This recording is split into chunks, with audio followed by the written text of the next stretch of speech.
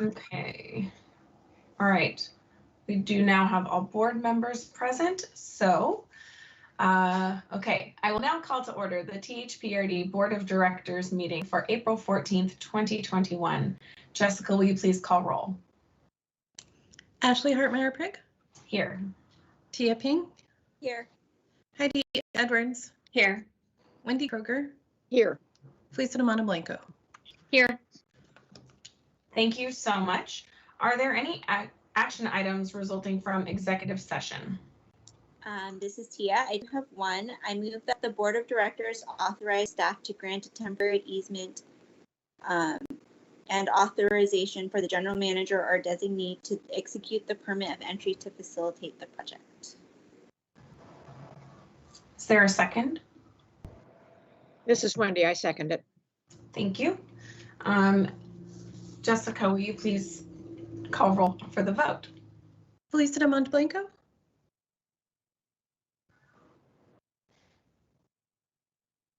Felisa Damana Blanco. Yes, sorry. Sure. Heidi Edwards. Yes. Wendy Kroger. Yes. Tia Ping. Yes. Ashley Hartmeyer-Prick. Yes. Motion carries. Are there any further actions resulting from executive session? Yes, Madam President, this is Wendy. I have a motion. I move that the Board of Directors authorize staff to grant swale and vegetated corridor and mitigation easements on the property in the northwest quadrant of the district for the compensation discussed in executive session, subject to the standard due diligence review and approval of the general manager. Thank you. Is there a second? This is Tia. I'll second. Thank you both. Jessica, will you please call roll? Heidi Edwards. Yes. Felisa Damana Blanco. Yes.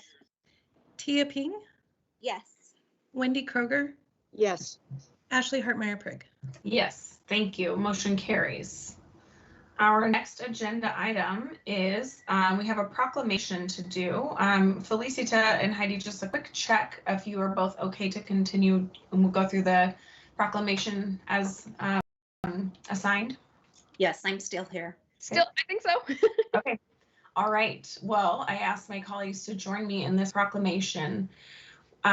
Whereas volunteerism is about giving, contributing, and helping others throughout the community, and THPRD would not be able to achieve all that we do without the gift of service and the dedication of our volunteers. And whereas THPRD volunteers serve in a variety of ways, from helping with community events, habitat and natural area restorations, park and trail cleanups, nature education, summer youth volunteers, sporting events, and so much more. And whereas last year, more than 1,000 people contributed almost 9,000 hours to THPRD. And whereas the value of the volunteers' contributions to THPRD is nearly $224,000. And whereas volunteer help was especially valuable during the COVID-19 pandemic, as so many district resources have been impacted, our volunteer community's gifts of their talent and service are so tremendously appreciated. And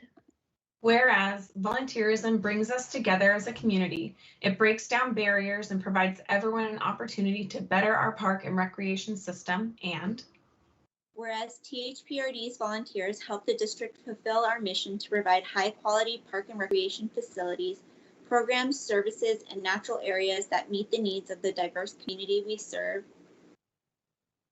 now, therefore, the Board of Directors of Tualatin Hills Park and Recreation District does hereby declare the month of April 2021 as National Volunteer Month, and do urge all those in the Tualatin Hills Park and Recreation District to support and promote this observance. thank you all so much. And thank you to our amazing volunteers and everyone that does work to make sure we can have these great programs. So thank you so much.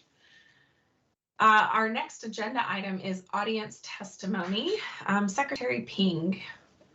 Yes, so we have one from Dawn Breeling, and it says, "Dear Board, Elsie has been shut since March 13, 2020. The lack of this daily exercise center for daily physical therapy has and is doing immense medical harm to us seniors who used it daily. What has changed is that in the last 7 weeks, many, if not most of us seniors, have now got our vaccine coverage. So it is time to plan for a reopening of LC's exercise facilities, which are not available anywhere else. We seniors want the opportunity to restart our daily therapy and try to undo the medical damage your shutdown for 13 months has caused us. 3 of your board members campaigned on better services just before COVID hit. You have failed us seniors very badly. When you're 70 years old or older, daily therapy is essential for survival and fighting off potentially fatal cardiac disease, as well as maintaining body functions and strength. If you don't know how to adjust the LC exercise facility so we can exercise safely, let us show you how. You meet this evening, so please consider this message. Bye. Thank you so much, Tia. Thank you, John, for sending in that comment. Doug, would you be able to address John's email?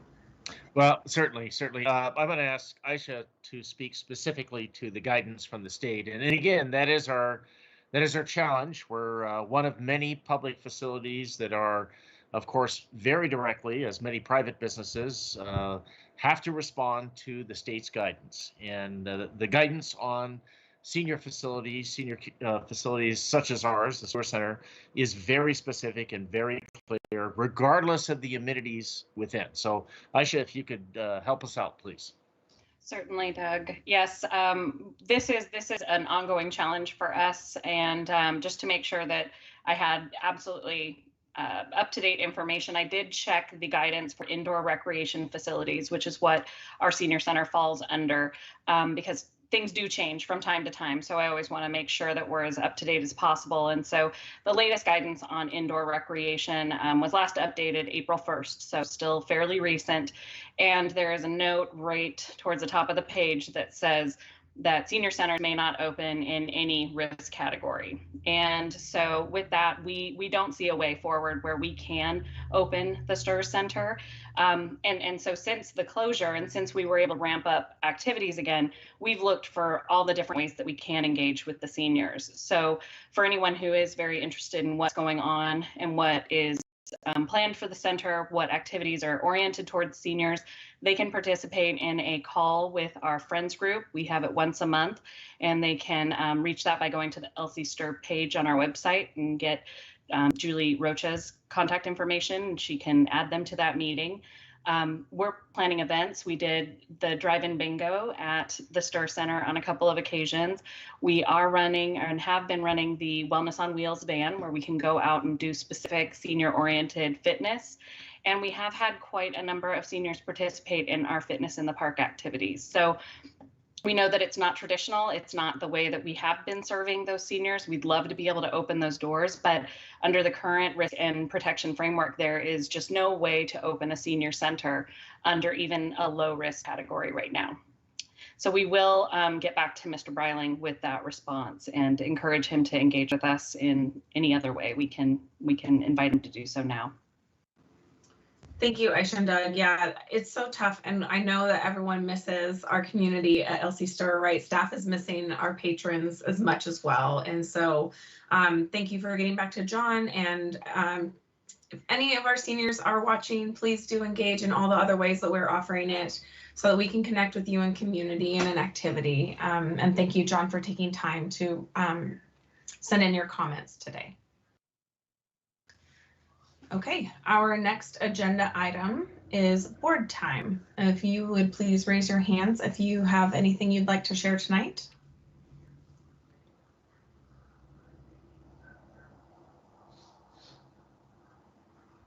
Hi.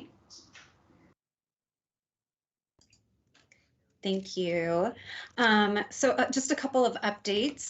The Nature and Trails Advisory Committee met last month, and what an awesome, engaging group of individuals this team is. It's really exciting to be working with them. And we had Bruce was there with us, as he always is, as our staff person, but he gave us a really good overview of climate change topics for natural areas and some of what staff is looking at, and sought a little bit of feedback from our group. In addition to the Nature and Trails Advisory Committee, I attended a West Side Trail Tour with a couple of you and our partners from Metro, Juan Carlos and Garrett from our Metro counselors to see where where Highway 26 and the West Side Trail meet and the expansion that's going to happen in the next few years. So that's my update for the time being. Thank you. And I'm going to jump to Felicitas since we know she's covering both.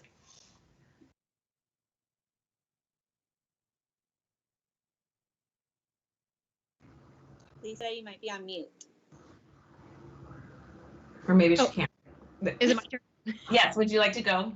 I would love to. We are doing committee updates, correct? Yes, yes, you got this. One I just wanted to share had a wonderful discussion with Northwest Regional Educational Service District recently. Very, very, very early discussions around looking at the success of Multnomah County with the Preschool for All. I absolutely love that measure and what they were able to accomplish and how focused it was on our BIPOC communities and our BIPOC providers.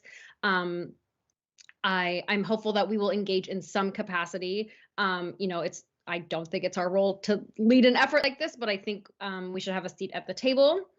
Also wanted to share, budget work has started. Thank you to everyone who's worked on the beautiful budget document and whoever dropped it off at my house, much appreciated. I'm really glad I don't have to read that via computer screen. I think we'll share this in the legislative update, but Ashley and I have been learning a lot about toilets, and thank you to staff for all their quick work to help us learn more about toilet infrastructure. And then I was just going to share, just because so many people know her, Deb Schoen, formerly THPRD staffer and now been Parks and Rec director. She and I are working on an ORPA session together about board service. So anyway, small world, and it's nice to connect with folks who are connected with the district. That's it. Thank you, Felicita. Tia? So boards or programs and events met last month, and they have picked volunteering, which is a great focus for this year, on how we can start brainstorming ways to engage more of our community, especially youth or BIPOC, and so that's really exciting. And everybody's very excited to create new ways and new volunteering opportunities to engage. And then what else? I think that's mostly it. Yep, budget. We budget. Oh, and then the kids are so excited to be. They volunteered for spring, or not volunteered. They registered for spring session. So 2 of my 3 kids are in basketball actually right now as we speak, and they are loving it. The staff are so great. It feels very safe dropping them off and picking them up, and they are having a great time. So thank you to staff for creating opportunities like these for all of our kids and our community members to engage and start to kind of get back to normal. It's wonderful.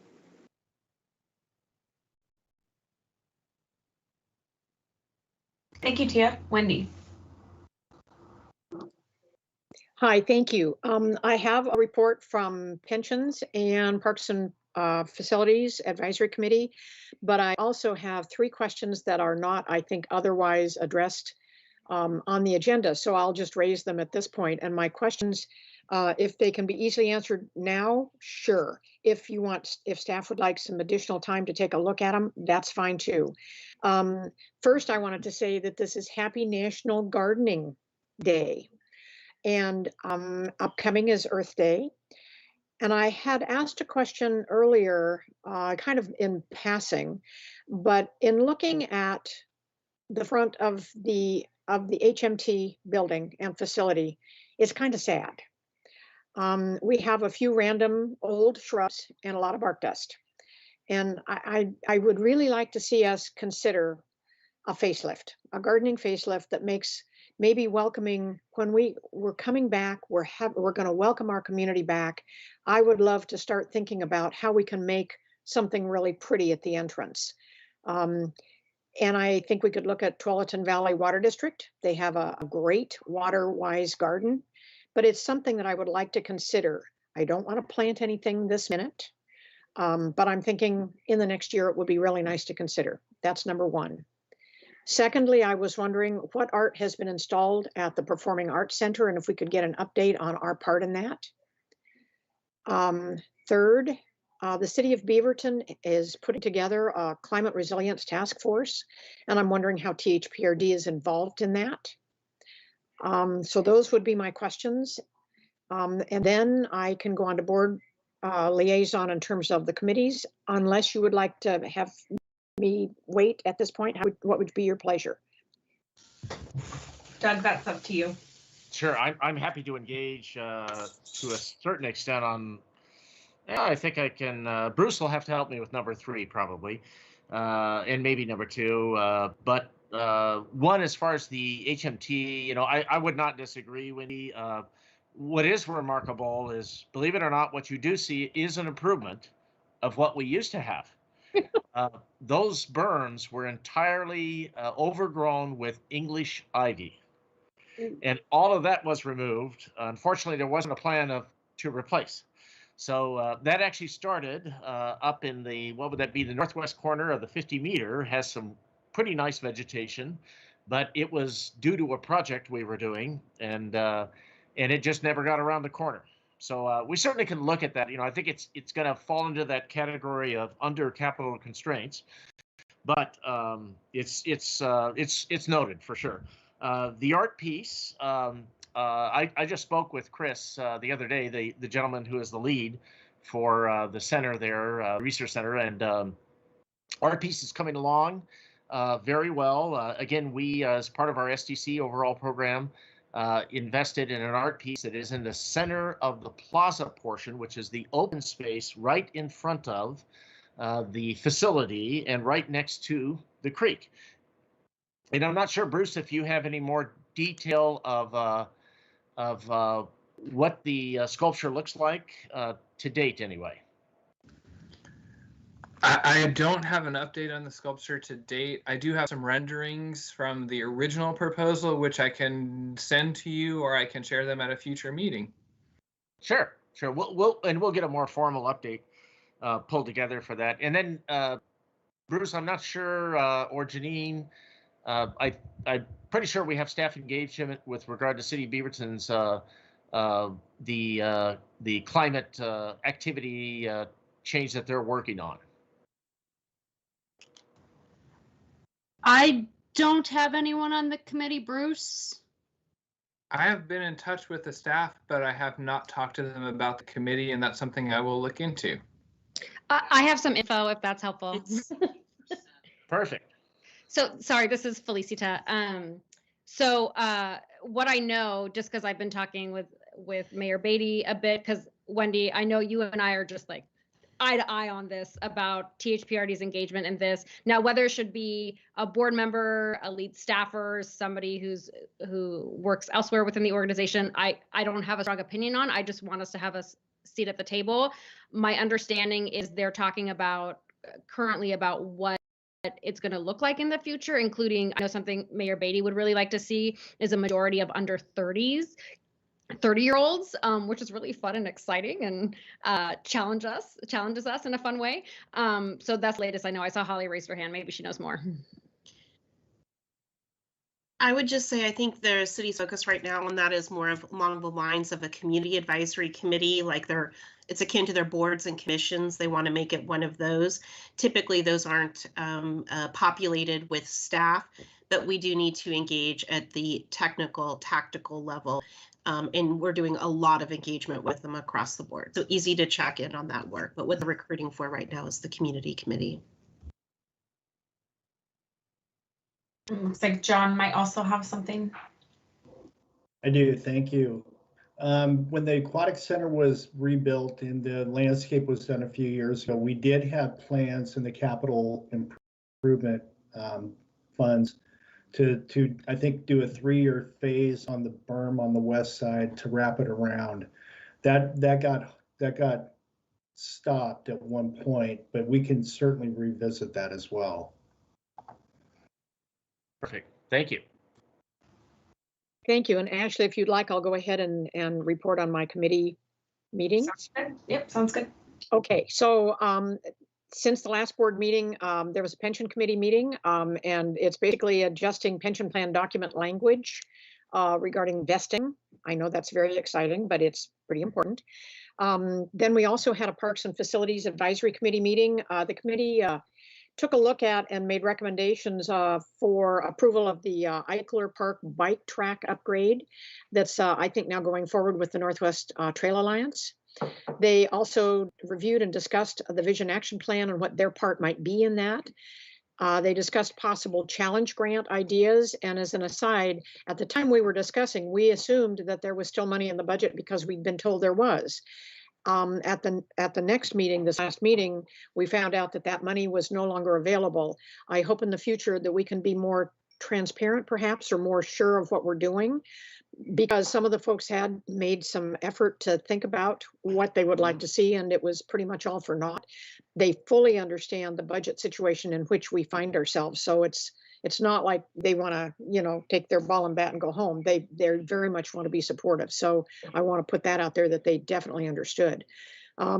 Finally, they approved a letter going from their committee to the city of Beaverton regarding dog runs and current problems that we are having with regard to planning and some of the requirements and costs involved. And I believe that's kind of an ongoing project. They were quite aware that most of the dog parks at this point are going, potentially are going into the county rather than the city. And they said they could just as well, as far as they're concerned, we could put all the amenities and improvements in the county and the city could just figure out what they were going to do with their dogs. Finally, I did also get to go with Heidi and the other, other staff and board members to the West Side Bridge tour with Metro. I think it was really valuable because neither of the Metro councilors was familiar with that area, nor familiar with what it would connect. And I think when they came away from the tour, they had a much better idea of what our vision was for that. And I think it helped.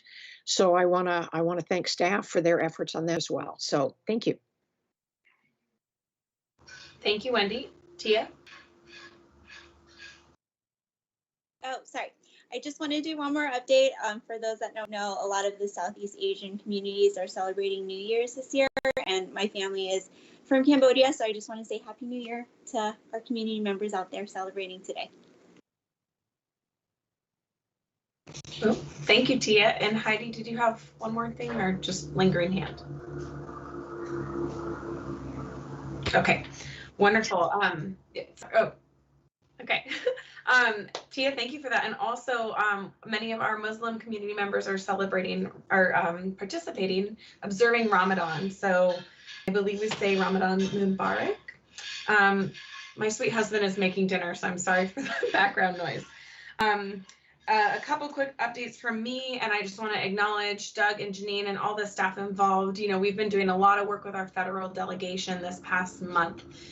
We've been in front of Representative Schrader, Representative Blumenauer, and Representative Bonamici on some of the federal infrastructure things and working in partnership with our region. And so thank you for the work to prepare me and that joint effort on the way that we present as a region to our federal delegation. So hopefully we'll have some good news for our region for some future, maybe some trail funding in there related to the bridge that Wendy and Heidi mentioned. Also, we concluded our online TAP class with Leslie. Brady and I very much enjoyed it, and I hope to sign up again for the next session of TAP class. So thank you to everyone who's just adjusted, right, all of our offerings to serve the community and to offer so many different options. And then the Eichler Park thing, I got to film a video with Cameron and Liz, and right now there's an opportunity to actually give feedback from our community. So there, if you go to our website, there should be information about a survey you can take on that. And then the last thing, Doug, if maybe during the general manager's report, just like a 1-minute update on how recruiting has gone for the affiliate review group. I know our deadline is tomorrow, so just would love to hear how that recruiting is going. Perfect. Okay, and Doug, I'll hand it over to you. You bet. The one other item that we were wanted to open up for the board, and we're in conversation with our new board members coming in, since they are not in a competed positions for the election process. we're building our summer schedule, and so you'll be receiving an email from Jessica to start asking questions about any critical time periods we need to stay away from during the summer. We'll be asking about board retreat concept as we did previously with when the board has changeover. So that will be coming, and as we populate schedules, we'll get things established. That's it. Thank you, Doug. That's wonderful. Okay, let me see where we are in our agenda. Okay, committee liaisons, we are complete. So the next action item is our consent agenda. Is there a motion?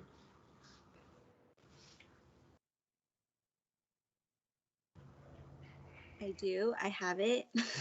Thank you. This is Tia. I move that the board approve the consent agenda as submitted.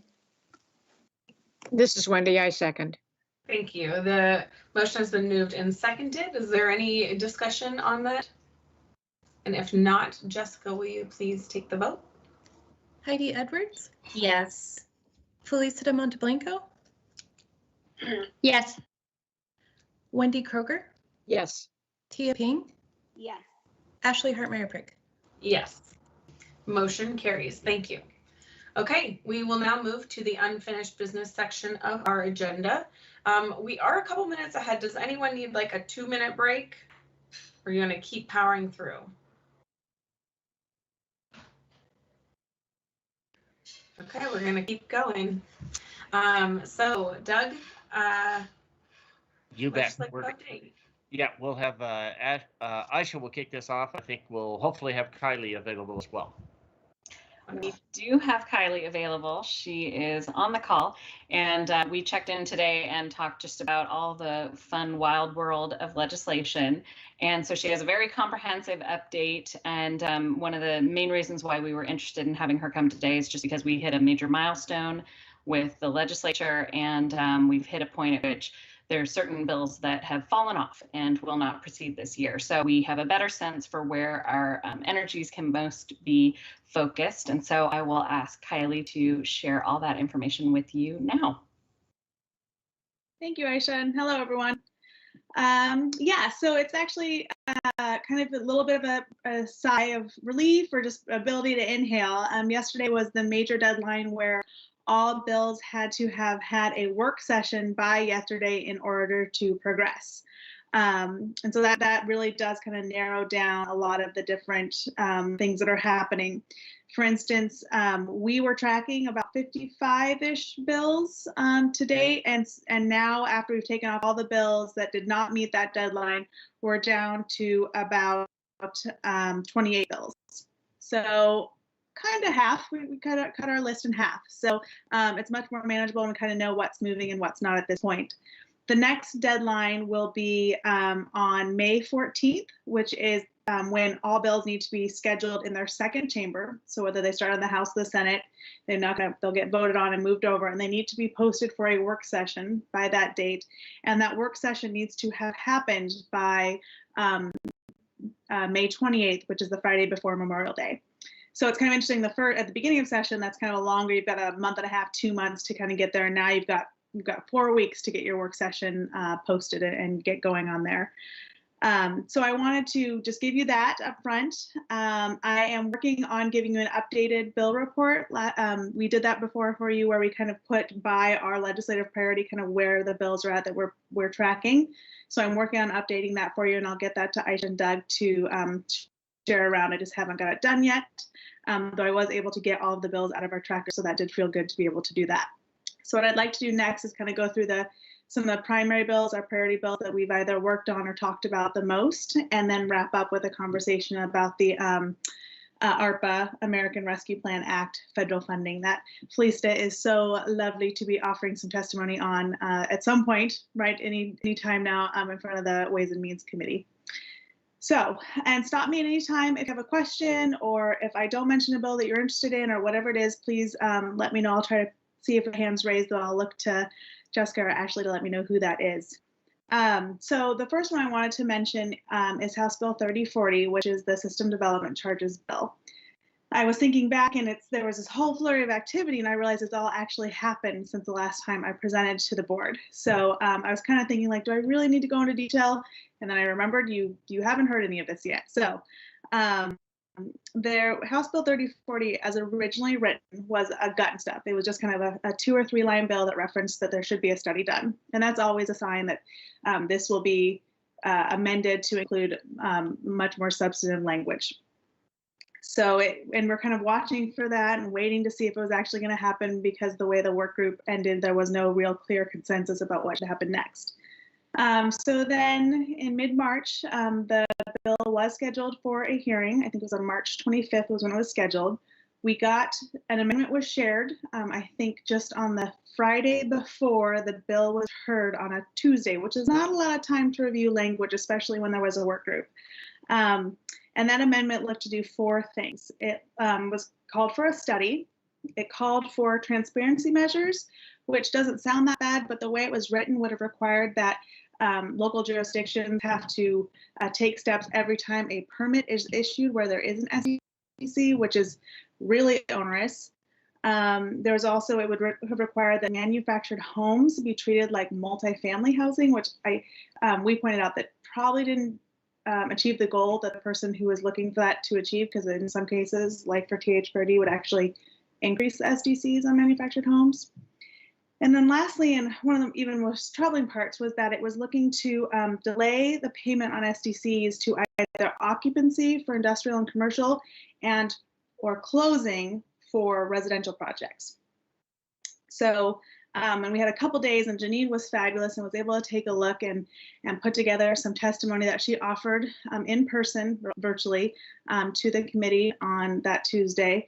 And she was one of many local jurisdictions that expressed concern about those 4 things, that there's really a lot of unintended consequences.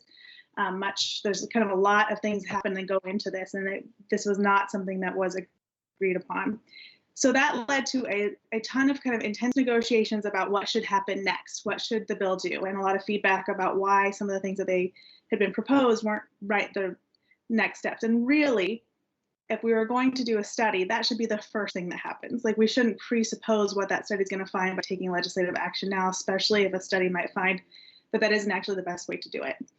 So we being a coalition of local jurisdictions, cities, counties, special districts, and others, kind of came together and worked on a variety of amendments. The -6s were the ones that were adopted just earlier this week, right before the deadline. And they are going to be focused solely on a study that looks at the role of system development charges and their fee rates, the history, the methodology, the impact of charges, several different things. It's not exactly the way we as THPRD would have written it, but it's really kind of the best, I forget the acronym, Aisha, best alternative to negotiated agreement, I think is what we were talking about. So of all the different things, did I get it right? Yeah, BATNA. Yes, woo! It was a new term to me. I'm like, I love it. I'm going to start using that all the time. So those were amended. Like I said, not exactly the way that we would have liked to have seen it, just because there's some different, we'd really like them to focus on affordable housing, and they're looking kind of across the spectrum of the housing. But for all the different ways that could have gone, having a study to really be the first step is the best outcome that could happen there, because then we can really get a sense of what can we do, what is the tool. We can also help inform legislators that the cost is the cost, and we need to be able to build infrastructure. So I wanted to give you that update. The bill does have $1 million price tag that was affixed to it by as a fiscal. So it's being sent to Ways and Means. That's a hefty price tag for a study. So it's unclear whether or not it will actually be funded and pass. That said, the speaker did identify it, and the House Democratic Caucus did identify doing something on SDCs as a priority, which makes it seem like it's more likely to happen, but we will see. And I wanted to end by, I've already said thank you to Janine, but I wanted to note that as we were kind of doing those negotiations, she had expressed some concerns and some feedback and whatnot, which was really taken to heart by the different members of the coalition. And while we didn't meet, they didn't end up in a place that was exactly aligned with where we had what Janine and I had shared with the group. I got more than one person asking me, well, will Janine be okay with that? She knows this stuff. Is this going to work? And then also wanting to make sure that she wasn't soured on this process because she obviously has a knack for the work, and they didn't want her to not participate in the future because she was so important to have at the table. So, and more than one person reached out to me to tell me that. So I just wanted to say kudos to Janine and really appreciate the opportunity to work with her on this. So are there any questions on that? It's really weird because none of you have your camera on for me. So I'm looking at a whole bunch of circles and initials. We turn off our cameras because of our streaming quality goes down with our cameras. I'm like, I don't see any faces out there. It's just me talking to myself. Yeah, okay. Sorry, we're guys, watching you. You can see that, but I was just like, whoa, it's a little weird. You're doing great. It Yeah. looks like no one has questions on that one. So in the next bill, Senate Bill 299, which is Senator Riley's Children's Service Districts. It did get voted out of committee as we thought it would. It did pass the Senate as we had thought it would. It passed 20-10. So it's now headed over to the House. It has been assigned to a committee, but it has not been scheduled yet for a hearing, so there's no opportunity for testimony or comment yet. I will say that opponents, largely local governments, are already kind of making the rounds on the House side to try to keep the bill even from moving out of committee. I will note, though, that their concerns are not necessarily the same concerns that we have. There's a really focus on the financial and the compression and those kinds of things. And as soon as it is scheduled for a public hearing, we can go ahead and submit testimony on that bill expressing our concerns. And I would note that there was the last communication we saw by Katie Riley out to her list of folks she works with. It did note for the first time, at least that I could pay attention to, or that I noticed, a couple of culturally specific organizations as supporters that I don't remember being on there before. But those are just kind of their list of supporters. It's not, they haven't had an opportunity to testify, so I'm not quite sure what that support looks like. And I see a hand. Heidi. Yes. Do we know what House committee or committee it's going to be assigned to? Yeah, general government. Okay. I believe is what it is. As we're talking, I had just looked at it just so I could answer that question, and I'm pretty sure I'm remembering Okay, right. and I can take a look at that. I'm curious who the members are, so we can at some point do our work with them. I think when I looked at it, I didn't notice if it's the committee I'm thinking of. I don't think we have anyone on there. I think it's the one that's chaired by Representative Wilde out of Eugene, and then Representative Lively. I'll just check while we're talking and get back to you on that. Okay, Heidi? Thank you. No worries. And I have OLIS up right now. So no worries. Well, tell me if I'm right or I'm wrong. So Okay. I'll take a look. Cement it in my memory. Okay, so there's that bill. And as soon as we have a hearing scheduled, I will get back to Aisha so we can do a communication out to the board and determine, kind of get our letter drafted and figure out how we want to approach that based on who is on the committee and all those good things. The next bill, area of work that we've done. Oh, I'm sorry, I missed it. I apologize. You're not used to moderating in this space. You're fine. Well, one, I thank you for the update. I appreciate it. And one, I also know how quickly these can turn around, and you could be emailing us tomorrow. So you have all 5 of us here. So I think it's worthy of discussion. I'd love to see us do a couple things. Of one, all 5 of us have strong relationships with legislators in Washington County. I'd love to assign each of us 1 to 3 to do some outreach and explain to folks like why we aren't excited about this bill. 2, I know everyone's working on their due diligence. I did reach out to 2 of the organizations that were listed on the Washco Kids endorsement page. One said, absolutely, we support this bill. The other one said, I have no idea what you're talking about. So kind of in between.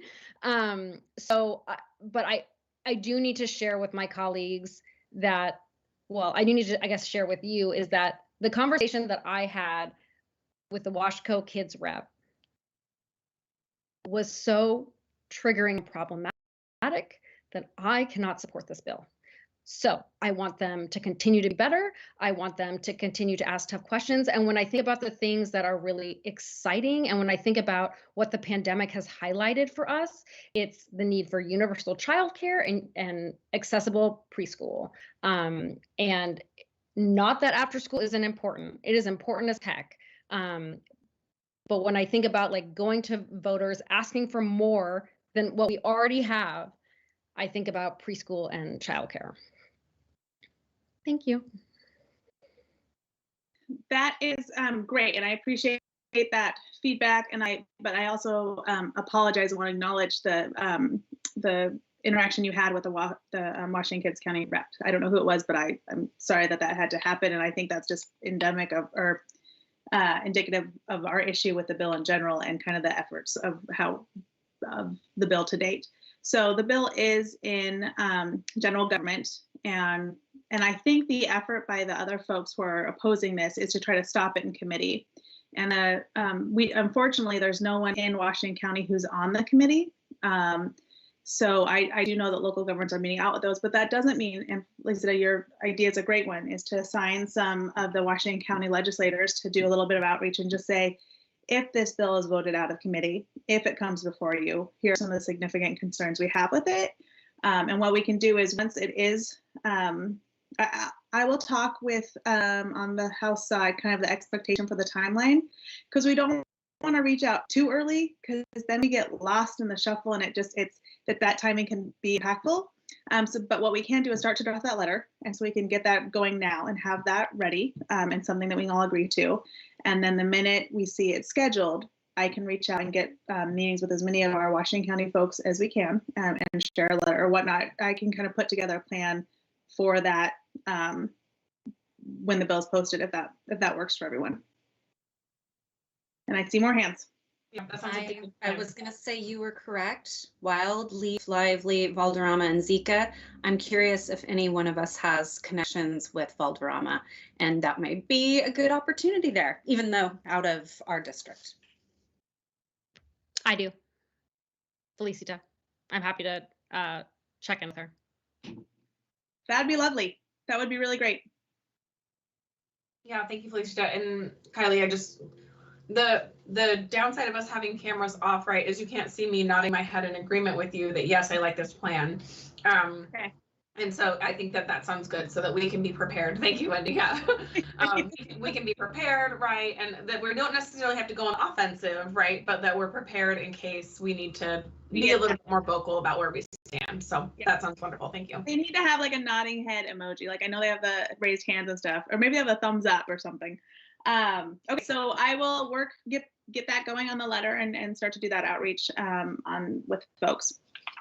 Okay, so then the next area I was going to talk about is House Bill 3115, which is the Boise bill. I call it that, but it's the bill that codifies the Boise case and the other related case law about kind of balancing the needs and kind of to our legislative priority about balancing the needs of those experiencing houselessness with the access to public property, facilities, and natural spaces. That did pass out of committee. It's awaiting a vote on the House floor, as are a lot of bills, because right now they're all having to be read. And I actually bought a computer program to read them because it was so hard on people trying to read them. So it's taking a long time for bills to be voted on. So I think it's been up 3 or 4 times now, but it is expected to pass. It's actually expected to pass both chambers easily, as it is the Speaker's priority, and was heavily negotiated between all the different sides. When it was originally scheduled for a public hearing, and when it did have its public hearing, House Bill 2367, which was the Right to Rest Act, was supposed to be heard the same day.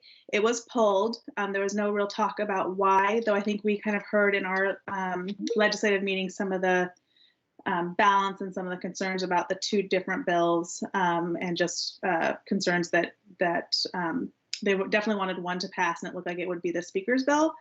And so it then got scheduled for a public hearing and a work session kind of the last minute. It was actually the public hearing and work session were to be held on the last possible day it could be. It did get a very brief public hearing. It did not get a work session, so it is not moving forward at this time, which again aligns with kind of what we had heard. And And we had adopted a little bit of a wait and see on those two because we wanted to see kind of which one was best poised to progress, which we understood and thought would be the Boise bill, but we wanted to kind of see what happened with right to rest. We also acknowledge that they're based on some of our meetings and what we were hearing, that there's likely some politics that happened between the two that were internal and nothing that we wanted to be involved with, didn't need to be involved with. And then lastly, special districts weren't actually called out in either bill. So just kind of wanting to be supportive, but recognizing that we weren't necessarily an entity called out in either one. So now we know that the Boise bill is going to move forward, and it has not been scheduled yet, as it has not been voted out of the House yet. So that's another one I will keep the committee, the board updated on. And we're also kind of watching what our different associations, special districts, or are going to do on that as well, because again, we're not called out specifically, but it does address a priority that we're concerned with. So that is that bill. Does anyone have any questions on that one? Okay. The next one I want to talk about was we had submitted testimony in support of 2503, which was the childcare. It was the expanded eligibility for the employment-related daycare. And I had a little moment of panic like a few days ago, and I went to check in on it, and I couldn't find it, and it didn't look like it was going to meet the deadline. But then it actually was adopted in an amendment into another bill, 3703, which is the bill that it does a couple different things around the early learning division, renames it, changes some powers within that, and it now has that expanded eligibility language that we supported into 3073, which got voted out of committee. Because they did that amendment kind of so last minute, it's going to the rules committee because they've got some technical language that has to be worked out in order to meet the deadline. That's a committee that doesn't have to meet those deadlines, but it is moving. It is looking to progress, so I'll keep track of that. And when it gets a hearing in the future, I'll let the board know. So I just want to let you know, I had a moment of panic when I didn't see it anymore, but then I found out what had happened to it. So that's where the child care bill is at. And then the other bill that I wanted to highlight, which is related to that, is the summer learning program. So it was one that I was tracking. So Senate Bill 864, and these happened very fast. So created a summer learning program account at the Department of Education. And House Bill 5042 funded not only that bill, but a couple of other agency budget bills that had happened kind of similarly to set up kind of some programs that were needed with more urgency, so they can be funded right away with both federal dollars and some general fund dollars that have been freed up because of the federal funds. So the funding bill gave $250 million from the state and $21.2 million federal funds to a one-time initiative to provide academic learning and enrichment for school-age students and preschoolers for both this summer and next summer. This is also fast and furious. It's already headed to the governor's desk for signature, so they can get that funding out very quick. And I know that the district is already kind of tracking the resulting opportunities that are going to be available because of that funding. So that's the legislation's in grease to go, and I think your staff is already all over kind of what could result. Ashley. Did I miss, did you say where that funding came from that they could move so quickly? Well, some of it was from federal funds and Okay. some of it was from the general fund, and it has to do with kind of freeing up some funds because they know those federal funds are coming up, are able to use some of the, like just because they know they've got those federal funds, are able to free up some of the general fund dollars to be able to move quickly. Okay, thank you. You're welcome. So that's kind of the end of the specific bills we've been watching. I have gone through, I just haven't got it all pretty for you, that kind of report, but I can tell you things like the 2-cycle gas-powered leaf blowers, that bill has died. A couple other ones that we were watching that were concerning to us are also dead. Though I always hesitate to say anything's dead because bills can continue to be amended, and so concepts that were in a bill that you think have died, you really got to kind of start now to watch the different amendments that are being put out there because there could be something that could come back up. So that's one of the things I continue to monitor for as we go forward, are those new and quirky amendments you didn't expect. And then I wanted to wrap up to talk about the ARPA funding, but before I switch to that, are there any other legislative questions? Nope, okay. So the ARPA is the American Rescue Plan Act. That's all the good federal money that's coming. Just a quick recap of that. There's $4.3 billion in total coming to Oregon, and that includes those direct allocations to both the state and then also to the counties and cities and the local government entities that can get those direct allocations. When you take away those direct allocations, the state is getting about $2.6 billion. $1.3 billion of that is being used to continue current services. So kind of put into the budget to continue what they were hoping to be able to do within the budget. $520 million is going to be set aside in kind of an emergency fund to just keep it over there and have it. It's not the official rainy day fund, but to have it for rainy day.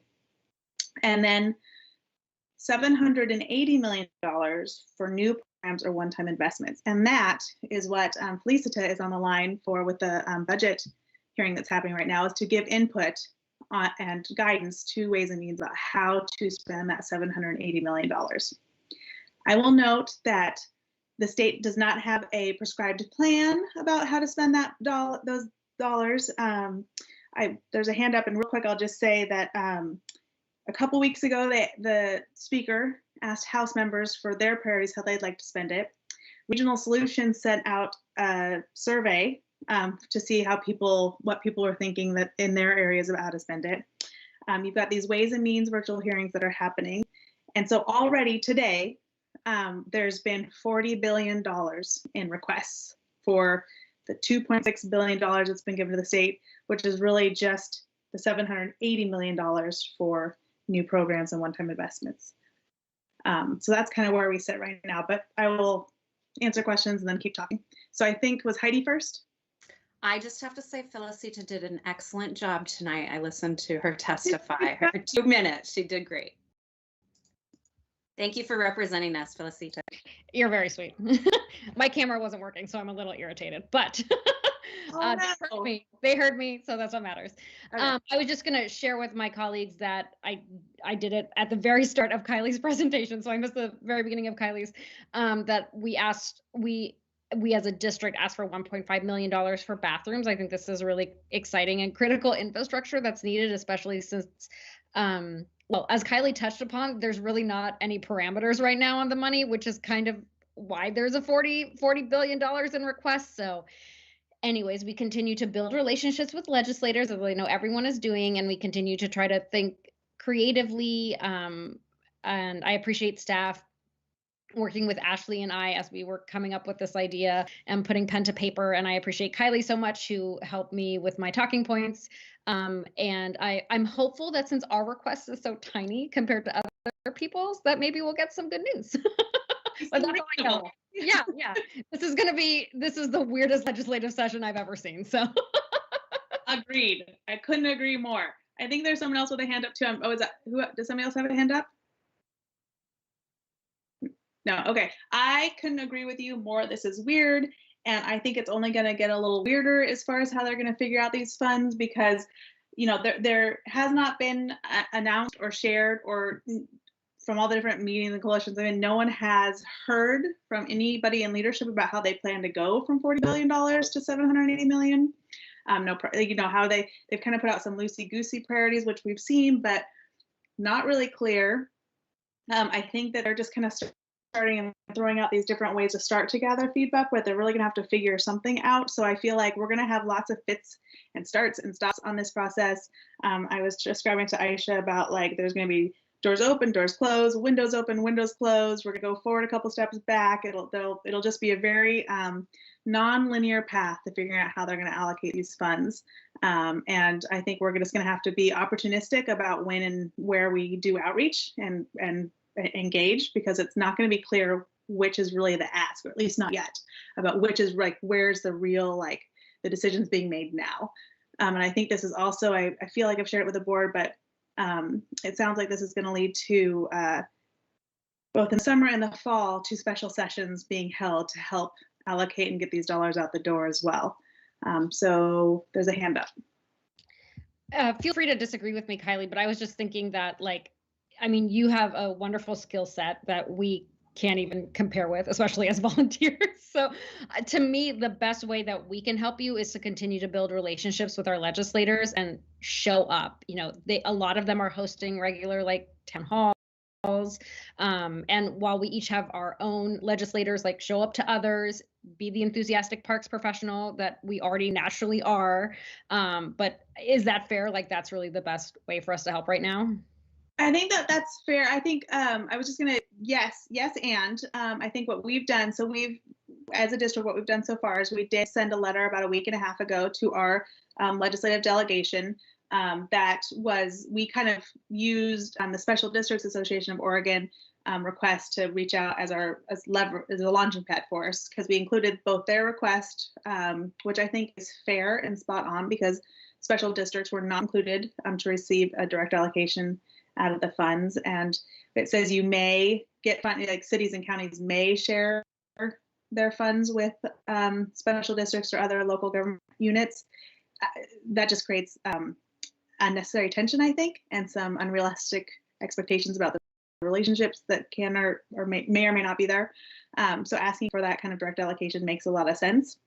And we also put forward a request that they really focus on how to mitigate the increasing unemployment tax issue for a lot of employers across the state. So that felt right. So we sent that out about a week and a half ago. We tweaked that letter to then include the specific ask that staff and the board, and you were wonderful, all you developed that so quickly, to be able to share tonight with the Ways and Means Committee. And we're also resending that letter out to our legislative delegation to update them that, you know, we've had this request and we've actually been able to come up with rather quickly on this kind of specific request that is both in line with infrastructure and health and safety needs and a real need for the district. So we're getting that out as well. And then another step that we haven't yet had our kind of day of meetings with all of the legislators that we had talked about. So that was kind of the next thing on my list, is to set up a day or two where we do kind of what we did with new legislators, but do with all, where we can touch again on those requests and inform by whatever we know between now and then. So that's kind of those steps that I had written down. But what Felicita mentioned about those different parts of outreach, continuing to do relationships is always the best, because both for this funding, but also for legislative, for policy, when you have that kind of working relationship, it's what makes this work. And so yes, I would support that all of the greatly. Attending town halls, those are all really wonderful too. I would encourage you to your legislator, because you're their constituent, be it where you live or for the district, are really where those tightest relationships can be made. But also if there's other ones that fall within something you can attend or whatnot, to be that enthusiastic parks professional, wonderful. But know that we also have some of those legislative activities to be targeted already. So if that's not something you can do, it's okay, it's lovely, it will make it better, but it also, we have these other letters and other meetings that we're going to set up as well. So I think that is what I wanted to update, but I'm also open to questions or any other issues that are out there. Wonderful. Thank you so much, Kylie. Does anyone have any other questions or comments around our legislative priorities?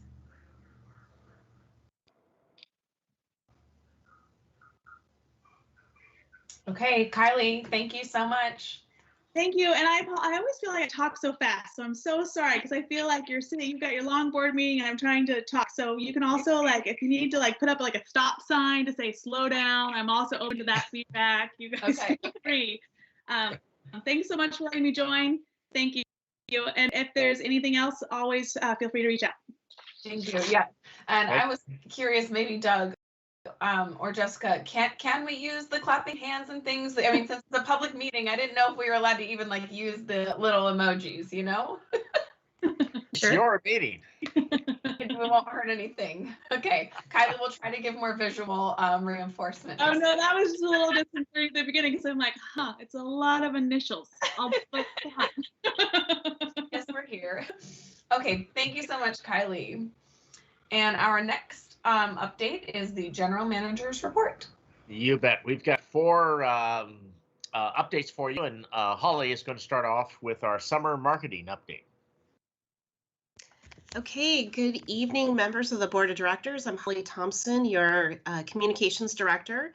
And with me tonight is Henry Chan, our Graphic Design Specialist at the district. We're going to talk about something that I feel is a really invisible work that we do in the Communications Division. It's actually kind of funny. I think it is the most labor-intensive thing that we do all year long. And I asked Doug and Jessica a historical question today. Have we ever brought our graphic design specialist to a board meeting to talk about the work that that person does? And we haven't. So this is our first time. Henry Chan has been with us for a year and 3 months, and he is an amazing glue person who holds the organization together in the sense that he literally works with every department across the entire organization, helping support our messaging, the look and feel of our materials. He is absolutely one of the most talented, wonderful graphic designers I've ever had the privilege of working with. We're so lucky to have him on board. And this has, like everything else, has been a year like no other. So we have had to do a lot of things differently this year, be really creative. And how we do summer marketing, I just thought would be a great topic for the board meeting to discuss, because I've got on another screen my scary project management plan that has 250 unique tasks. And some of those tasks, like one in particular, takes 3 weeks to get done. Another takes a month to get done. So it truly is a labor of love to work on all of our marketing, particularly for registration sessions, but summer is the big one. So with that, we'll go to the next slide. Pre-pandemic registration marketing, this is kind of what the world looked like before the pandemic. It's something that starts months before summer.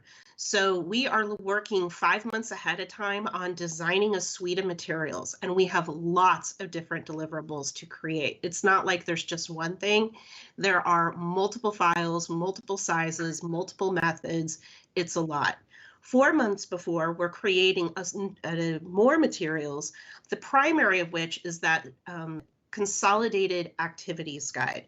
Because of the pandemic, that just simply wasn't possible. It wasn't possible to know the timeline of what would be allowed, what health and safety guidance we would be at, what summer would look like for the time that it would take to put the comprehensive activities guide together that we produce. So as you know, we haven't been able to do that for a year. And we really had to think about how we change things up without that comprehensive printed activities guide that gets mailed to every household in the district. Again, typically we do a lot of other deliverables that you can see 2 to 3 months before. We're working on really our digital strategy and our partner strategy, making sure we're getting all of our materials in the hands of our partners and the digital ads that we have to place, and we're getting ready for registration day. Next slide, please. So because of the pandemic, we've had to pivot. We've made a major shift to digital, and we'll talk a little bit more about those digital strategies. We've had to emphasize some different key messages, really focusing on health and safety and the guidance that we'll be following. We've had the reality of reduced foot traffic in our centers. So from our centers, staff, what they say is they really rely on the traditional print methods that we use in our centers to let people know. But with reduced activity in the centers, we don't have that captive audience to sign up for the next cycle of classes like we typically do. So we've had to think about how to do that differently. And then always we're thinking about how to work with our diverse community members, how to reach populations that are typically categorized as underserved, how to work with community-based organizations to raise awareness of opportunities at THPRD, how to make our materials designed in a way that feel inclusive and welcoming, that demonstrate our values, and really make sure that we're putting an image out into the community that reflects what THPRD is. Next slide, please. So with that, Henry's going to take it away. Thanks, Holly. So as Holly said, my name is Henry. I'm the graphic designer at THPRD. And I'm going to go ahead and start off by talking a little bit about our print deliverables. So because this year we chose not to print an activity guide, what we did instead was we started off by creating a save the date postcard. And we sent those postcards to every address in the district. Also new for this year, we produced 2 different yard signs. Now, because we don't have all of our people back in our facilities, we placed signs reminding people about summer registration in all of our high use areas like parks and trails. We also placed specialized signs at sites where we actually hosted the camps. And in total, there are about 180 different park signs. We also worked with all of our partners to put posters in each of our kiosks, and that in total was about 20 different kiosks. Next slide, please. So we initially created a suite of marketing collateral, including banners, posters, flyers, A-frames, and social media graphics. And when it came to our printing needs, we really focused our attention on our open facilities. We didn't want to include any of our closed facilities, as we didn't want to really confuse the public on which centers were actually open or hosting camps. So we asked each of our open centers to tell us how many of each printed piece they needed. And in the end, that included about a dozen or more deliverables to each facility. And that took about roughly 2 weeks to print, cut, hand, grommet, and finally deliver. Next slide, please.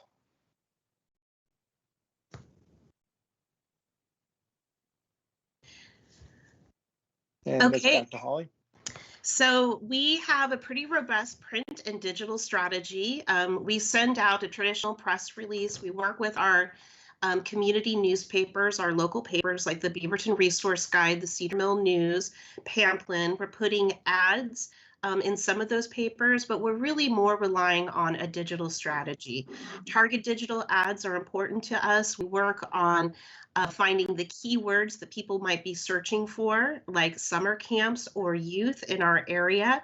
And we make sure that when they put those searches in Google that our ads pop up.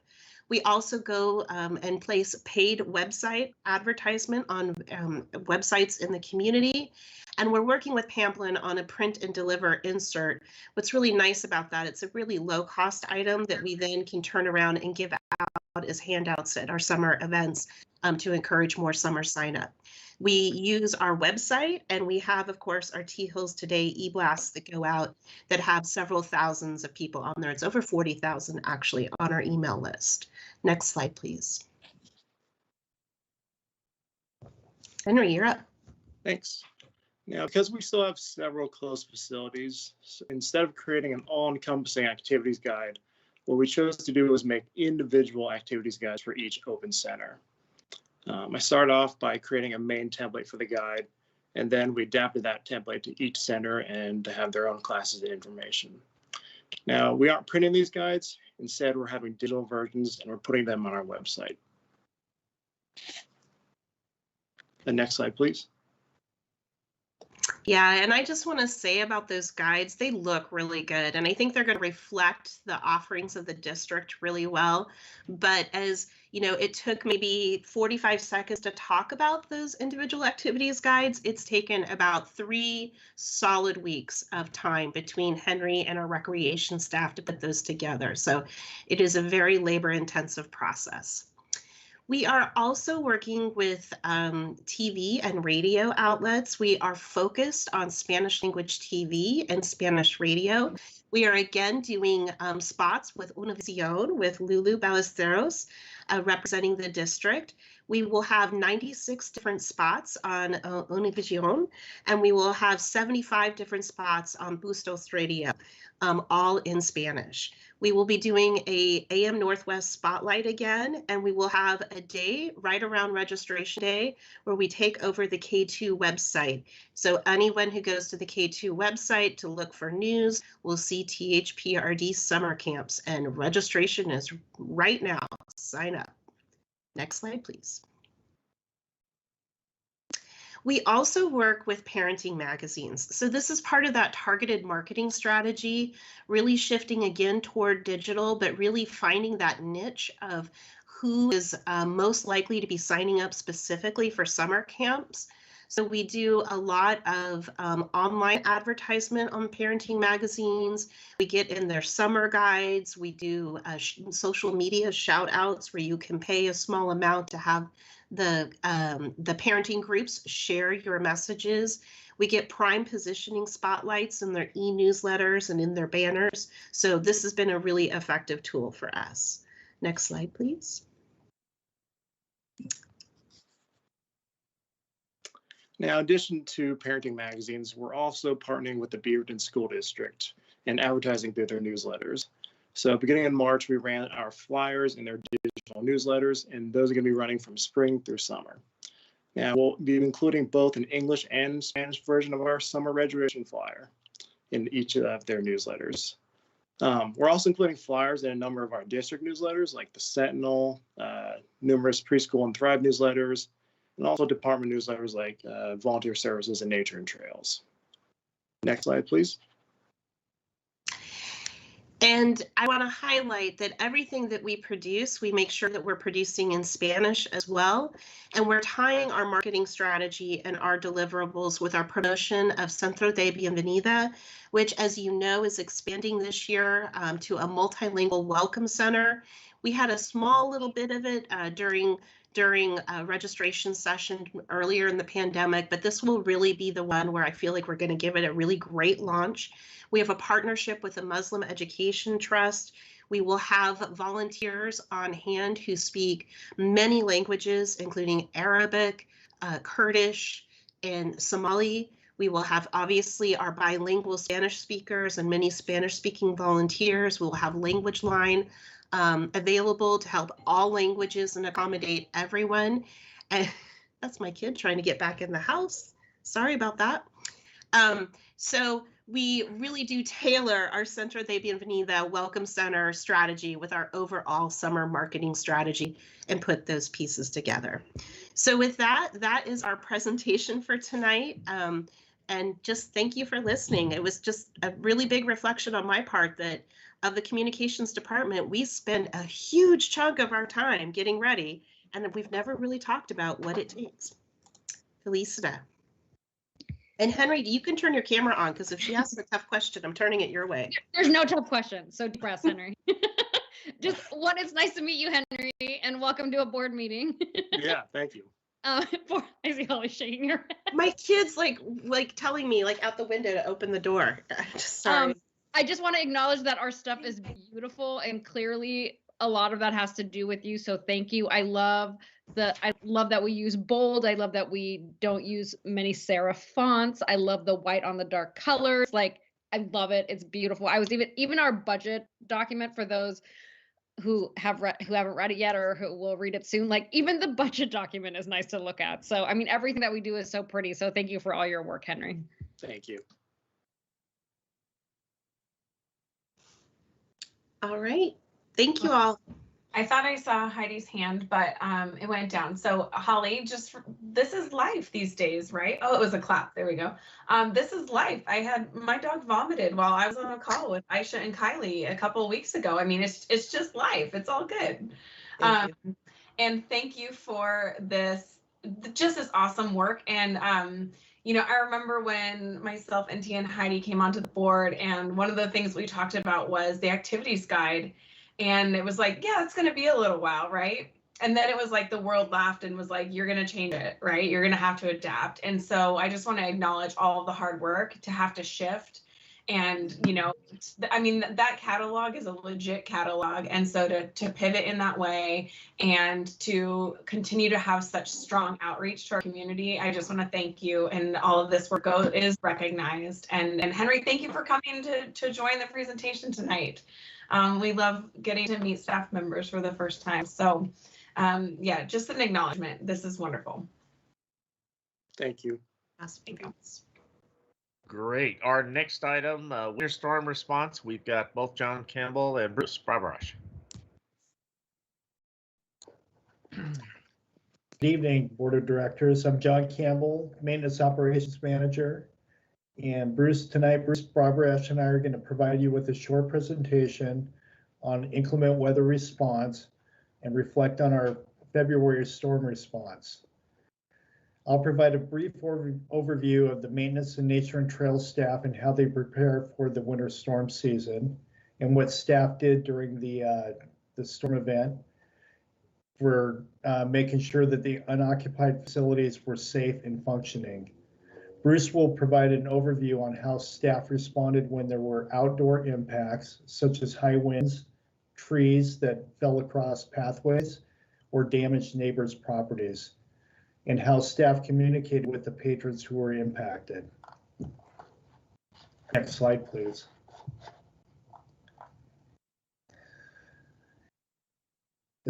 We transition into the fall. Park maintenance and nature and trail staff start pruning trees, removing hazard trees, and clearing approximately 300 culverts and drains.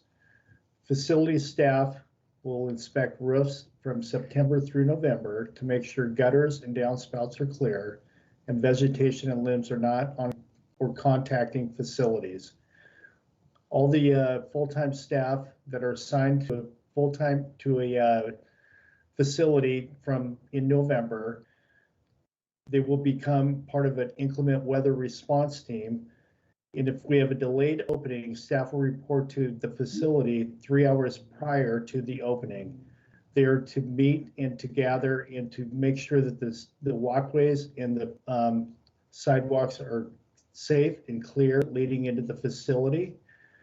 They apply snow melt. They make sure the ice and snow are off the sidewalks to make sure that the sidewalks are clear and safe for the patrons to get into the facilities.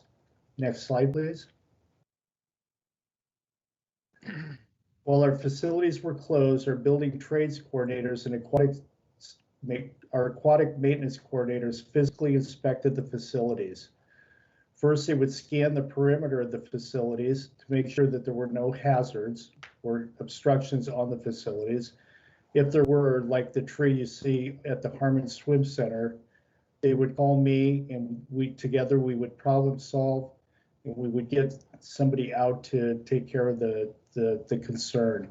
In this case, I would call the park maintenance coordinator, who would call an arborist to get out to the facility and get it off the roof within 1 day.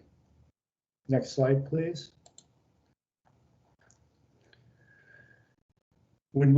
After staff make sure that the exterior is fine, they would go into the facility and they would check the power to make sure that it's on, check the temperature of the building, and quickly walk through each of the rooms, the closets, in the hallways. And then because we had so much snow and ice on the buildings, they would look for leaks in the roofs, which we had, I think, 3 at the time, in the water pooling around the grounds. And then we'd go through each of the rooms and look at the windows and make sure that the gutters were fine as well. Next slide. These are the mechanical rooms, which you can see that there's a lot of pipes, a lot of motors as well.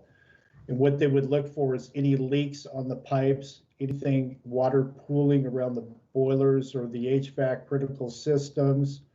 I went through 2 of these inspections with each of the coordinators. And as we walked in each room, they stopped and they would say, "Don't say anything, just start listening." And they know these mechanical systems very well.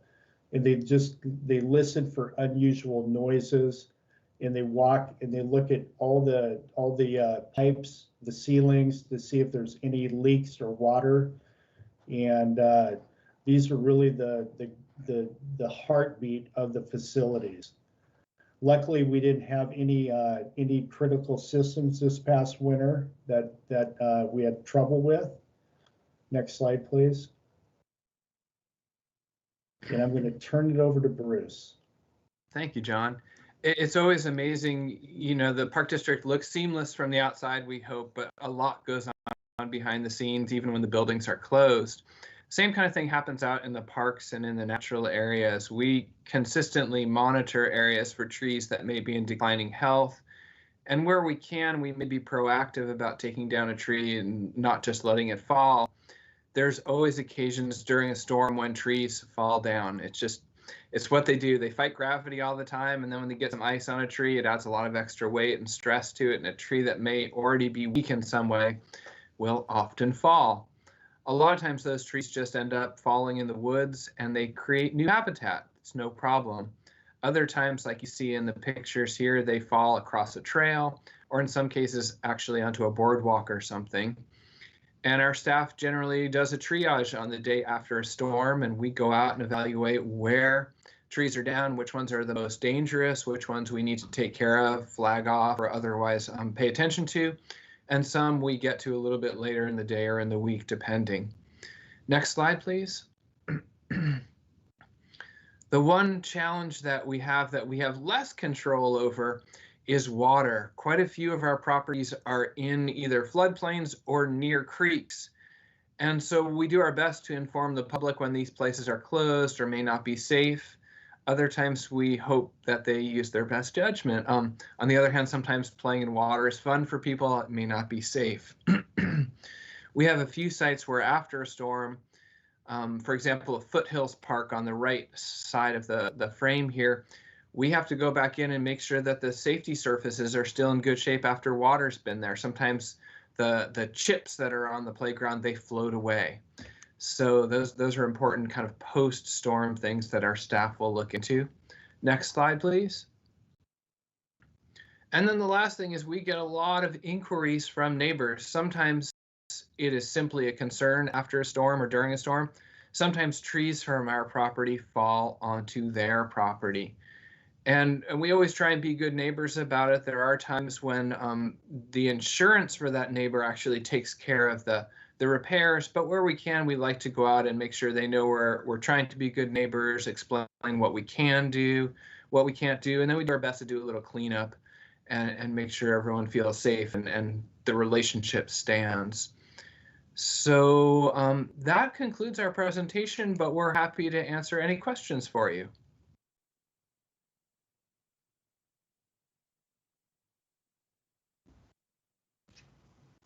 Well, thank you, John and Bruce.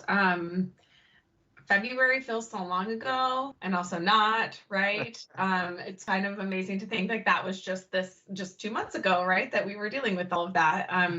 But that's an immense amount of work. And thank you. I definitely didn't realize just how much your teams are active when like the rest of us are hunkered down, right? And so thank you for being out there and keeping our all of our assets, you know, in good condition and putting yourself at risk in doing that. So your efforts are very much appreciated. Thank you. Thank you. Okay, and since it is National Volunteer Month, we have Melissa Markham with us this evening to give us an update on the volunteer program. Good evening. Thanks for having me. I just want to take a moment to come back to volunteers and recognize a program that brings a great deal of value to THPRD in our community. As you already know, National Volunteer Month takes place every April. And while the COVID-19 pandemic presented challenges this past year, we would be remiss not to take another moment to recognize and thank all of our volunteers who made efforts to contribute to our success throughout the year. Next slide, please. Volunteerism is about giving and helping others throughout the community. And again, THPRD would not be able to achieve all that we do without the gift of service and the dedication of our volunteers. Next slide, please. With many of our traditional volunteer activities on pause in 2020, THPRD's volunteers were still able to serve in a variety of ways. From helping with community psyche events, to adopting natural areas, parks, and trails, to completing Eagle Scout and Gold Award projects. Next slide, please. Despite the COVID-19 pandemic, this last year, nearly 1,100 volunteers contributed over 8,800 hours of service. And again, the monetary value of this contribution is nearly $224,000. Next slide, please. As our community recovers from the pandemic, we look forward to restoring many of our traditional volunteer programs. One program we are especially excited about is our RISE Youth Leadership Program, which is focused on workforce development. RISE stands for Realizing Interest Through Service Experience, and we're in the midst of training more than 60 teens who will be volunteering as leaders to support a variety of district events over the next year. Special efforts were also made to recruit teens representing BIPOC communities, and these efforts proved fruitful with a large proportion of Asian and Latinx youth enrolled in the program. Next slide, please. In reflection after the past year of challenges, volunteerism continues to bring us together as a community. It breaks down barriers and provides everyone an opportunity to enhance the offerings of the district. Next slide, please. We're looking forward to the year ahead as we ramp up our programs and our volunteers can expand upon our role in helping us fulfill our mission. And with that, I just want to make a special shout out to the board for your service, as well as thanking all of the staff here who support our volunteer community. Thanks, guys. And that's all I have. Thank you, Melissa. Any comments or questions from my colleagues? Felicita? Well, for both this one and the one prior, I wanted to do clapping and nodding, but I don't know how. So clapping and nodding for both to you, Bruce and John, for great work, and so appreciative of all our volunteers. Thank you, Melissa. Nice to see you again. Yeah, it's good to see you too. And please note Felicita in this photo. I don't know if you all noticed her, but she's the one down here. I think Ashley was cut out. Yeah, I am, but it's all good because you're in an awesome pose there. Wendy. I just wanted to say thank you to Melissa. I've made this comment before. I've served as a volunteer in my community for many years in various capacities. And one of the finest places I've ever gotten to volunteer is THPRD. And it's in great part due to people like Melissa who make it such fun and valuable. You know, when you wander out and it's cold and rainy and you're trying to figure out if you really want to count turtles or not, when you find out that they really care if you do it or not, and they really appreciate if you do it, you're willing to do it again. So again, I just wanted to say thank you, Melissa. You run a great program, and it's just reflective of the staff in general. Thanks, Wendy. Awesome. Thank you so much. Yeah.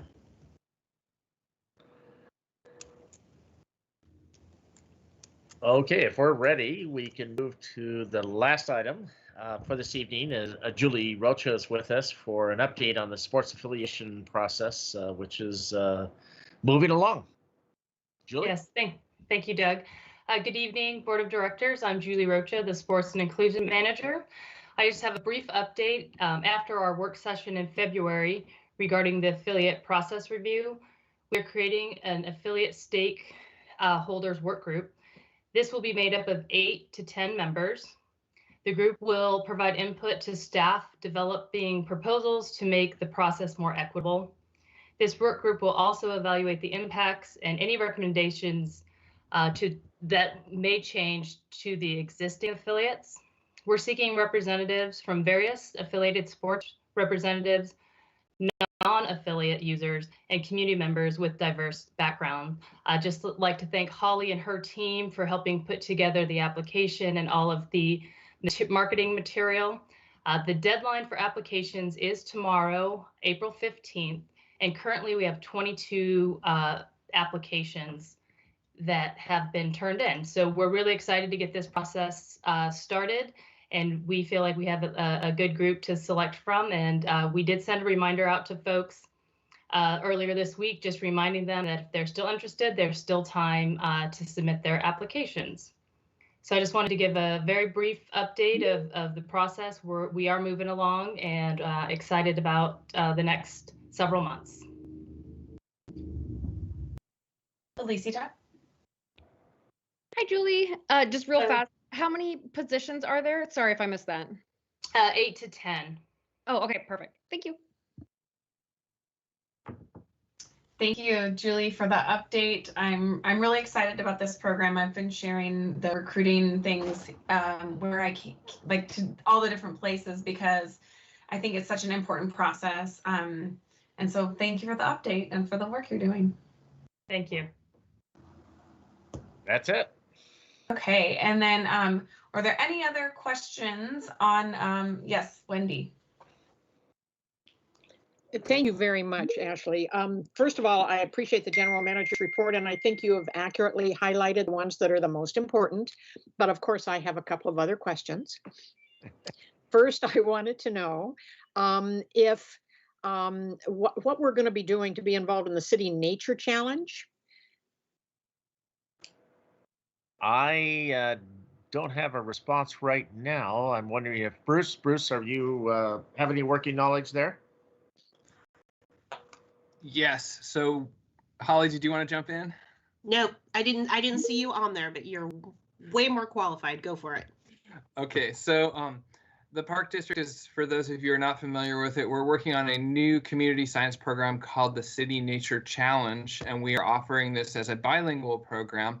And it's really a self-directed yet collective effort to go out over a short period of time, starting at the end of April, stretching into early May, and for patrons to go out and not identify, but take pictures of as many kinds of plants and animals as they can find. They post them to a website, and then experts help to identify them, and we kind of get points as a community for the greatest number of things that our patrons can find, and we compete against other cities around the world. And we'll have promotional materials out and about very soon. It seemed like such a fun project that I wanted to highlight it, so thank you for that. Secondly, with regard to the mayor's town hall, apparently we got a question about community gardens, and I wondered what that was. I think Holly was on that. I can take that. There was a question. They were talking about the mayor's town hall had to do with what's happening on 5th Street. So they were highlighting a number of redevelopment projects the city is working on, from the fountain to the library book corner parking lot, or library book corner building and the property adjacent to it, and then of course the community center. And since they have a proposal, it's really early, really preliminary, but they're looking to redevelop that the community center site. It brings into question the community garden. And so they did get a question of what's going on with the community garden. Cadence Petros from the City of Beaverton answered, and then invited myself to answer, and Mayor Beatty was very kind to have THPRD represented on the panel in case the question came up. And the message that we both conveyed is that it's still very early, it's still very preliminary, there's not a lot of information to share, but the city has invited THPRD to the table, and we're talking specifically about how that community garden will be impacted and how we might be able to shift some of those plots to other places in the THPRD district. Details to be worked out, but then also kind of the overall management of community gardens in the community and how we want to see that look maybe differently moving forward. Is it better to have one provider versus the two, and what that looks like? So still very super preliminary, but the message that we said is that THPRD is at the table, that there will be a disruption. We know there will be a disruption, might not be the same gardeners, might not be the same rules, but we're talking, and we're excited to see what we can do to help partner. Thank you very much for that, because I know that community gardens are really popular, especially in areas as we continue to densify and continue to put in hardscape and infrastructure. People ask about the gardens, and so thank you for being there and representing us. Yeah, you're welcome. And I think my final thing was a kudos in terms of, and a thank you based on, again, the general manager's report. I just wanted to say thank you very much to the Tualatin Hills Parks Foundation for their efforts in funding the mobile rec mobiles, because, the nature mobiles and rec mobiles are really, really important in our community, especially in the last year. And so it was really great that we could have that partnership. And I just wanted to call them out and say thank you. So thanks very much. Thank you. Thank you, Wendy. Are there any other comments or questions on the GM report? Okay, that is our last official agenda item. So thank you all for your time. Thank you, staff, for coming and preparing and presenting to us this evening. With that, we are adjourned. We'll see you next month, or we'll see you next week for Budget Committee. That's right. See you there first. Thank you. Thanks, everyone. Good night. Bye.